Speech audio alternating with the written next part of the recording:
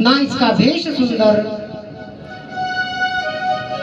माला भी पहनता है तो नाग की माला पहनता है, ना इसका स्वरूप सुंदर, ना वातावरण सुंदर, ना इसका भेष सुंदर। शमशान की राख लगाता है, ये तो अमंगल है। किसी ने कहा महाराज ऐसा तो मत कहो, आखिरकार तुम्हारे दामाद है। अब तो क्रोधित हो गए, ये मेरे दामाद है? अरे मैं तो इनको अपनी कन्या कभी नहीं ब्याहता, क्या करूं? पिता ब्रह्मा के कहने पर मैंने अपनी कन्या का विवाह कर दिया। गृहीत्वा मृगशावाक्ष्या पाणिर्मर्कटलोचना।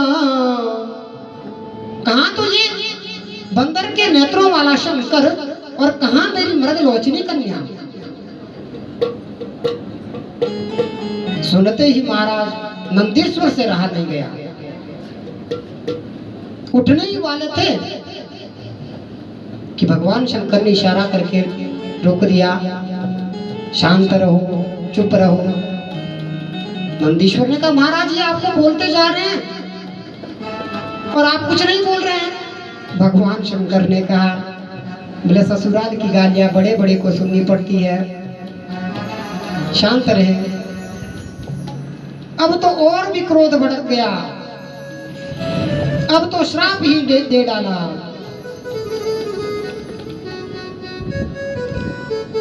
कि आज से देवताओं के साथ शंकर को कोई भाग नहीं दिया जाएगा।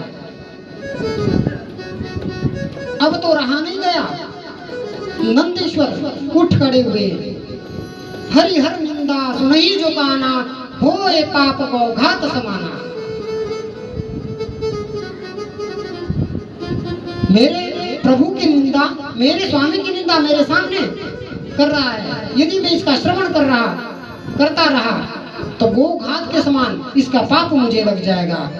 अब रहा नहीं गया तो उठकर खड़े हो गए और बोल पड़े, अरे दक्ष, हमारे स्वामी कुछ कह नहीं रहे हैं तो तुम उनकी करुणा का दुरुपयोग कर रहे हो।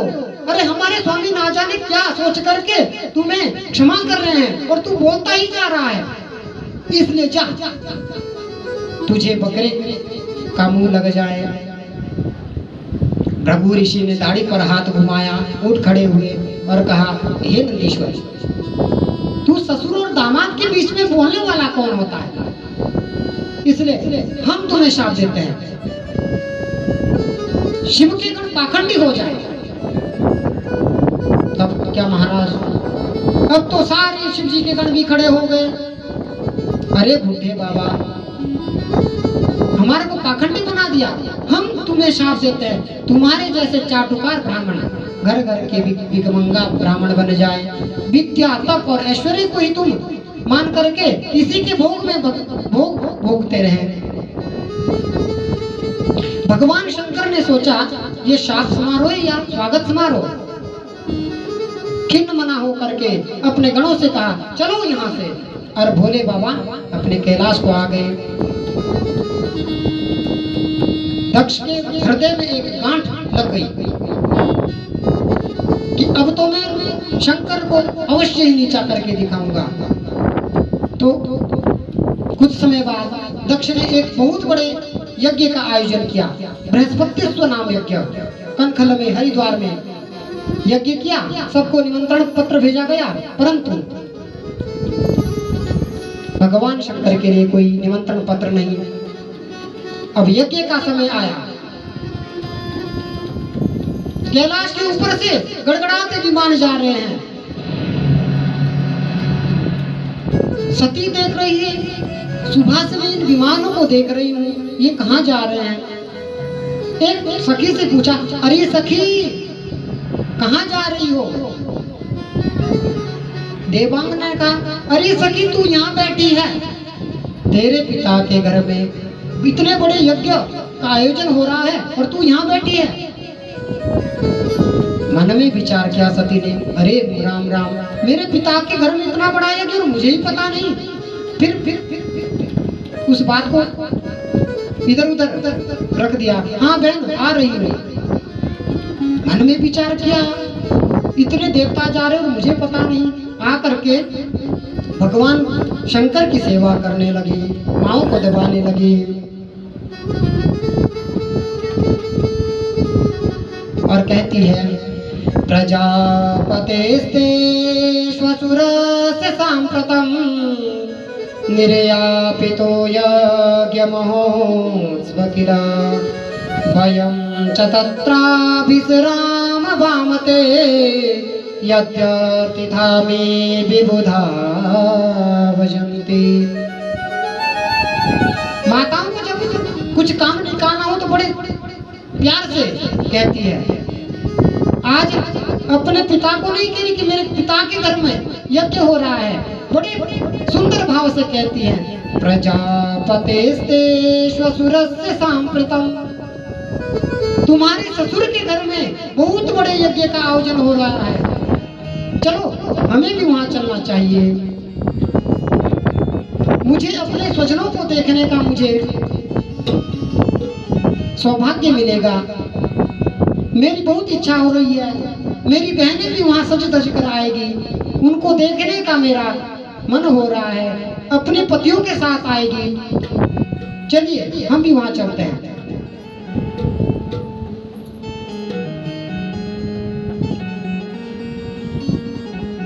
भोले बाबा ने समझाया देवी वो तो सब ठीक है, परंतु बिना बुलाए कहीं नहीं जाना चाहिए। सती कहती है पिता गुरु के घर में तो बिना बुलाए भी जा सकते हैं, इसलिए हमें वहां जाना चाहिए। भगवान भोले बाबा ने कहा आने जाने में भी तब मजा आए यदि हम वहां जाए और वो प्रसन्न हो जाए। आज वो वृत्तांत सुनाया जो सती से छुपाए बैठे थे, आज वो वृत्तांत सुनाया। नहीं तो यदि थोड़ा सा झगड़ा हो गया, किसी के ससुर ने दामाद को कुछ कह दिया, तो बस वही मिनटों में अपनी पत्नी को कह देंगे कि तेरे पिता ने मुझे ऐसा कहा, परंतु भोले बाबा ने आज तक सभी से वो सब छुपाए रखा। आज वो वृत्तांत कहा देवी जहां पर जाने से किसी का मुंह जो है वो लटक जाए, प्रसन्नता नहीं उसके मन में रहे, वहां नहीं जाना चाहिए। आवत ही हर से नहीं नैनन नहीं सने, आवत ही हर से नहीं नैनन नहीं सने, तुलसी वहां न जाइए चाहे कंचन बरसे, चाहे कंचन बरसे, आवत ही घर से नहीं नैनन नहीं सने,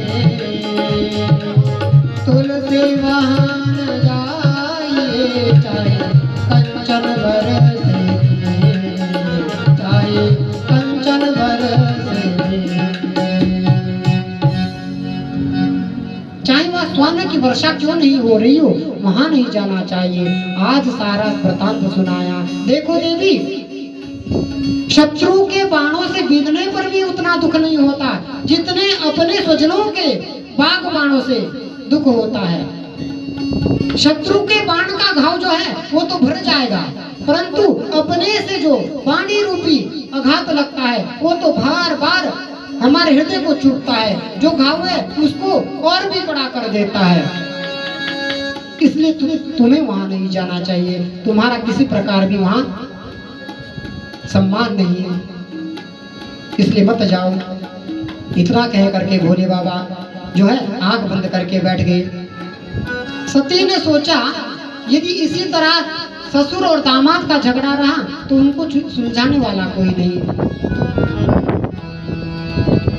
सोचती है कि भोले बाबा को समझा लूंगी, पहले अपने पिता को समझाती हूँ। जाने लगती है, सोचती है कहीं मेरे भोले बाबा रुष्ट ना हो जाए, वापिस लौटती है। जब जाने लगती है तो आंखें खोल कर देखते हैं जा रही है, और जब वापिस आती तो बंद करके बैठ जाते हैं।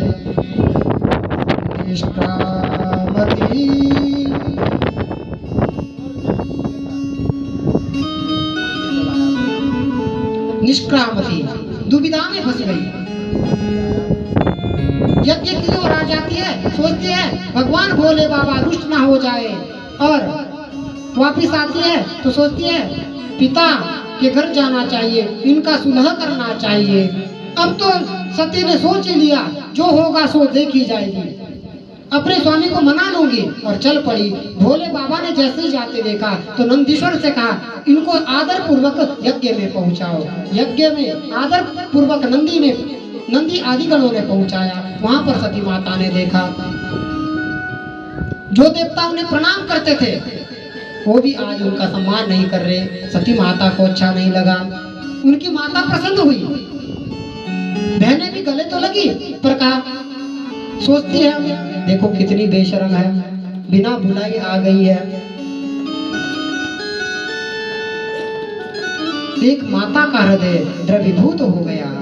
यज्ञशाला में जब देखा अरुद्रभागम तब में चाध्वरम पित्रा च देवे रतहेलनम विभो। यज्ञ में देखा सब देवताओं को यज्ञ का भाग परोसा जा रहा है, रखा जा रहा है, परंतु भगवान शंकर के लिए कोई यज्ञ का भाग नहीं। सती को अच्छा नहीं लगा। अब तो कहती है अरे दक्ष, तुम उनसे द्वेष करने वाले हो जिनकी चरण धूलि को बड़े बड़े ब्रह्मादिक देवता अपने सर पर धारण करते हैं, जिनके नाम मात्र से कल्याण हो जाता है। शिव का नाम ही कल्याण है, ऐसे कल्याण स्वरूप से तुम द्वेष करने वाले हो। यद्वक्षयर्म नाम गिरे तिन्नाम सक्र प्रसंगान दगमाशुहन्ति तत्। जिनका नाम मात्र से सब पाप ताप सब नष्ट हो जाता है, तुम उनसे द्वेष करने वाले हो, इसलिए तुम्हारे द्वारा दिया हुआ यह शरीर अब मैं नहीं रख सकती। सबसे बड़ा दुख तो मुझे तब होगा जब भोले शंकर मुझे दाक्षायणी कहकर पुकारेंगे, इसलिए मुझे बड़ा दुख होगा, इसलिए मैं तुम्हारे द्वारा दिया हुआ यह शरीर नहीं रख सकती। उसी समय ध्यान मगन बैठ गई और अपने शरीर में अग्नि को प्रकट कर लिया और अपना शरीर वहीं पर त्याग दिया। नंदी आदि गणों ने जब देखा तो टूट पड़े, काटो मारो, सारे देव नंदी गण आदि टूट पड़े। भृगु ऋषि ने एक आहुति यज्ञ कुंड में डाली और रिगु नाम के देवता प्रकट कर दिए। देवता प्रकट होते ही उनकी ऐसी पिटाई शुरू कर दी कि नंदी आदि गणों को भगा दिया।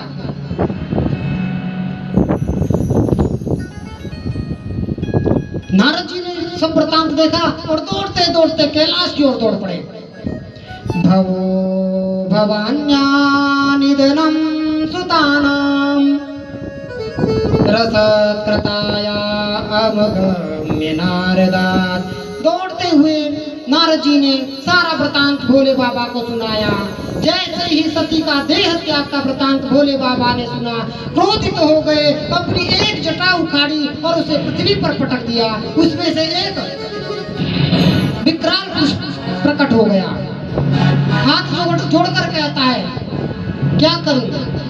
भोले बाबा ने कहा हे वीर, वीर कहते योद्धा को, योद्धा ही तो था। हे वीर तुम्हारा कल्याण हो। हे वीर भद्र, भद्र मैंने कल्याण, कि हे वीर तुम्हारा कल्याण हो, इसलिए उनका नाम पड़ गया वीरभद्र। बोले मैं क्या करूं? बोले जा करके दक्ष को यज्ञ सहित विध्वंस कर दो। अब जिनकी शक्ति क्षीण हो चुकी थी गणों की, उन पुरुष को देखते ही उनमें भी वो स्फूर्ति आ गई और दौड़ते हुए जा रहे हैं। यज्ञ में देखा कि उत्तर दिशा से धूल आ रही है। भाई क्यों आ रही है? बोले चोर भी नहीं आ रहे हैं, क्योंकि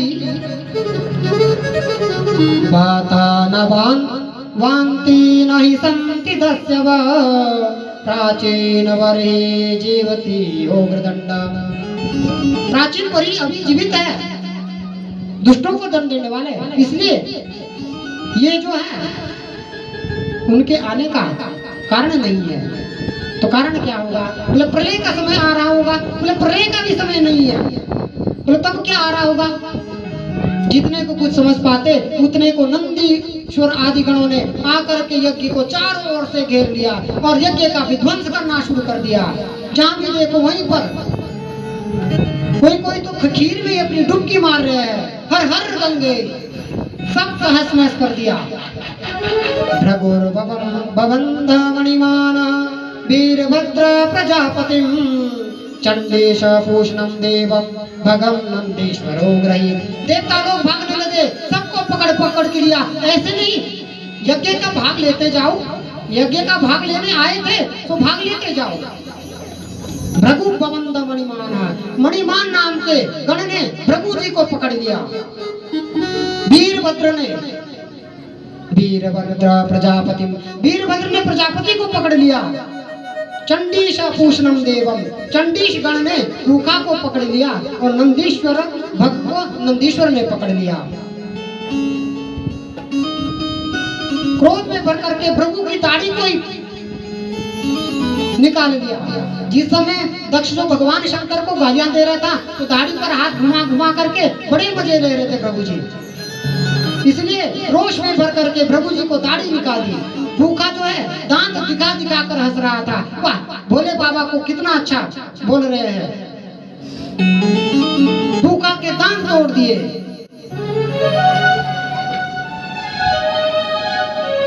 और भगत देवता के नेत्र निकाल लिए। जब दक्ष भोले बाबा को गालियां दे रहे थे तो इशारे कर करके सहन कर करके उकसा रहे थे, इसलिए उसकी आंखें निकाल दी।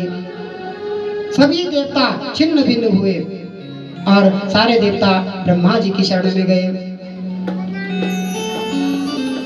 ब्रह्मा जी ने कहा क्या हुआ? बोले महाराज क्या आप बताएं, अपना भाग लेने के लिए गए थे परंतु ऐसे ऐसे हो गया। ब्रह्मा ने कहा अरे भाग तो मेरा भी था, मैं गया नहीं गया ना। अरे भाग तो विष्णु का भी था, वो गए। महाराज जो हुआ सो हुआ, आप हमारी रक्षा करो। उन गणों को साथ लेकर के ब्रह्मा जी कैलाश को चले गए। भगवान भोले बाबा एक बट वृक्ष के नीचे बैठे हुए थे। ब्रह्मा जी को जैसे आते देखा, खड़े होकर के उनकी पूजा की। बोले कैसे की? बोले जैसे बामन भगवान जो है पुत्र होने के नाते